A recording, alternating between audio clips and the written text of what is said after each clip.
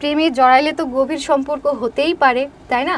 ও কিন্তু আমার সাথে শেয়ার করছে যে থ্রিসাম টাইপের কিছু করারও ইচ্ছা আছে, মানে দুইজন এবং ও, ঠিক আছে? এই ইচ্ছার কথাও কিন্তু তুলে ধরেছে, আমি সেই প্রমাণও আপনাদেরকে দেব। আসলে কি চাচ্ছেন সেটা জানতে চাচ্ছি। তো আপনি যদি চান ওদের দারোয়ানদেরকে জিজ্ঞেস করতে পারে, যদি টাকা পয়সা না খাওয়ায় তাহলে আপনি কিন্তু তথ্য পেয়ে যেতে পারেন।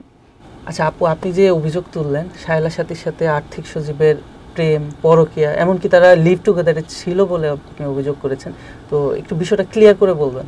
প্রেমে জড়াইলে তো গভীর সম্পর্ক হতেই পারে, তাই না? তার বাসায় যাতায়াত, তারা হচ্ছে 300 ফিটে যাতায়াত করে, তারা কক্সবাজার যায়, তারা সুন্দরবন যায়, এগুলো কিন্তু আমরা মানে জানি, আমরা টিমে যারা আছি তারা কিন্তু জানি, ঠিক আছে? হয়তো কেউ স্বীকার করবে, কেউ স্বীকার করবে না। তারপরে হচ্ছে টিমের ভিতরে যেগুলো চলতেছে, যেভাবে হচ্ছে ও সবার সাথে বিহেভ করতেছে, এগুলো আসলে কিসের বহিঃপ্রকাশ বলেন? একটা মেয়ে কীভাবে এভাবে প্রভাব খাটাতে পারে? সজীবের আগে থেকেই ওর বউ বাসায় থাকে, মানে বাড়িতে থাকে, ঠিক আছে? আর ও হচ্ছে ঢাকায় থাকে, মানে ধরেন হচ্ছে 1 মাসের মধ্যে 10 দিন ওর বউ হয়তো বা ঢাকায় থাকে, আর 20 দিন হচ্ছে কি যে ফাঁকা থাকে বাসা, ঠিক আছে? তো ওই টাইমটা আসলে শায়লা সাথী সজীবের বাসায় থাকতো। বিষয়টা যখন জানাজানি হয় বা আমি জানছি, তারপরে হচ্ছে ওরা অফিস রুমে টাইম কাটাতো, ঠিক আছে? দেন এটাও যখন সবাই জানছে, তখন হচ্ছে সাথীর বাসায়, মানে এখন সাথীর বাসায় ওদের নিয়মিত যাতায়াত আছে, বুঝতে পারছেন? তো আপনি যদি চান ওদের দারোয়ানদেরকে জিজ্ঞেস করতে পারে, যদি টাকা পয়সা না খাওয়ায় তাহলে আপনি কিন্তু তথ্য পেয়ে যেতে পারেন। এছাড়াও ওর ক্যারেক্টারের আরও একটা দিক আমি তুলে ধরি। ও কিন্তু আমার সাথে শেয়ার করছে যে ওর থ্রিসাম টাইপের কিছু করারও ইচ্ছা আছে, মানে দুইজন এবং ও, ঠিক আছে? এই ইচ্ছার কথাও কিন্তু তুলে ধরেছে, আমি সেই প্রমাণও আপনাদেরকে দেব। তো এই যে এই ধরনের মানসিকতা, বিকৃত মানসিকতা, মানুষ না হলে কি এগুলো চিন্তা করতে পারে বলে মনে হয় আপনার? ওয়ালটন এখন দেশের সীমানা পেরিয়ে পৌঁছে গিয়েছে 50টিরও বেশি দেশে। ওয়ালটন, ঘরে ঘরে বিশ্বজুড়ে। আপনার দেখলাম যে টিম মেম্বাররা সবাই একজনের পর একজন স্ট্যাটাস দিচ্ছে, সেই স্ট্যাটাস দেওয়ার পেছনের কারণটা কি বলে মনে করেন আপনি? দেখেন, ওরা একটা টিমে কাজ করে, তো ওদের মালিক যা বলবে তাই শুনবে। ওদের মালিক ওদেরকে প্রেশার ক্রিয়েট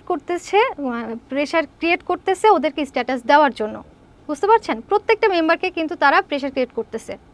তাদের একটা গ্রুপ আছে, সেইখানে তারা কথা বলছে, তাদেরকে বাধ্য করছে স্ট্যাটাস দেওয়ার জন্য, যার জন্য তারা স্ট্যাটাস দিচ্ছে। হ্যাঁ, ইভেন হচ্ছে আরোহী মিমও কিন্তু একটা স্ট্যাটাস দিয়েছে, এবং সেটাও কিন্তু চাপে পড়েই দিচ্ছে। এই যে আমি বলছি চাপে পড়ে দিচ্ছে বা বাধ্য হয়ে দিচ্ছে, এর প্রুফও কিন্তু আমার কাছে আছে, বাট আমি এই প্রুফটা আপনাদের সামনে শো করব না। দ্যাটস ওয়াই ওদের একটা প্রফেশনাল বা কাজের হ্যাম্পার হতে পারে। টিম মেম্বার, হ্যাঁ হ্যাঁ, আরোহী মিমো টিম মেম্বার বা আমাদের বাহিরে যারা আছেন বা যারা অভিযোগগুলো তুলছেন, তাদের এখন দাবি কি আসলে? তা আপনারা কি চাচ্ছেন?